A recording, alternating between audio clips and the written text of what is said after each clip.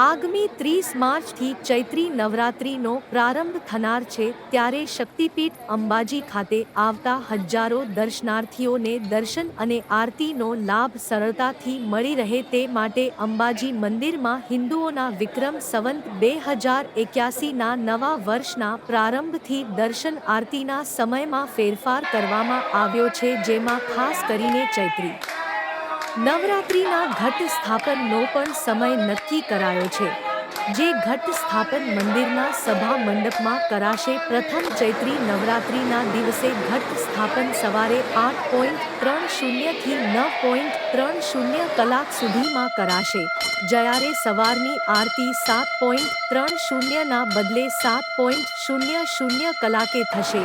બપોરે રાજભોગ 12:30ના બદલે 12:00 કલાકે થશે, જ્યારે સાંજની આરતી 6:30ના બદલે 7:00 કલાકે કરવામાં આવશે।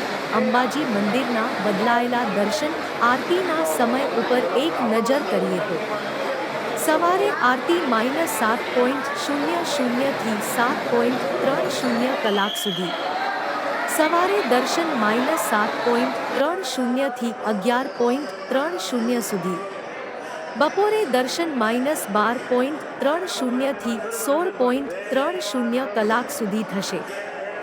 સાંજે આરતી 0:00 થી 7:30 કલાક સુધી અને સાંજે દર્શન 7:30 થી રાત્રિના 9:00 વાગ્યા સુધી ખુલ્લા રહેશે। ચૈત્ર સુદ આઠમ તારીખ 5 એપ્રિલ 2023 અને ચૈત્ર સુદ પૂનમ તારીખ 12 એપ્રિલ 2023ની સવારની મંગળા આરતી સવારે 6:00 કલાકે કરવામાં આવશે તેમ ભરતભાઈ પાધ્યા, ભટ્ટજી મહારાજ, મંદિર, અંબાજી એ જણાવ્યું હતું। સર્વ દેવીમયન જગત, આખું જગત દેવીમય છે। દેવીની ઉપાસનાથી માતા દરેક ભક્તોને શીઘ્ર ફળ મળે છે। એટલે અહીંયા રાજરાજેશ્વરીનું જે જગદંબાનું જગવિખ્યાત મંદિર છે, ચૈત્રી નવરાત્રિ શરૂ થાય છે, જે 30 તારીખથી છે। એટલે ત્યાં એ વખતે સવારે માતાજીના દર્શન 7:30ની જગ્યાએ 7 વાગે થશે, 11:30 સુધી માતાજીના દર્શન થશે। પછી સાંજે બપોરે 12:30 થી દર્શન થશે, જે 4:15 હતું એની જગ્યાએ 4:30 સુધી દર્શન થશે। અને સાંજની આરતી જે 6:30 જતી હતી એની 7 વાગ્યાથી 9 વાગ્યા સુધી માતાજીના દર્શન થશે। અહીંયા ભારત આપણે કેમ હિન્દુ પરંપરા પ્રમાણે માતાજીની એમ કે 4 નવરાત્રિ હોય છે, 2 ગુપ્ત હોય છે અને 2 મોટી હોય છે।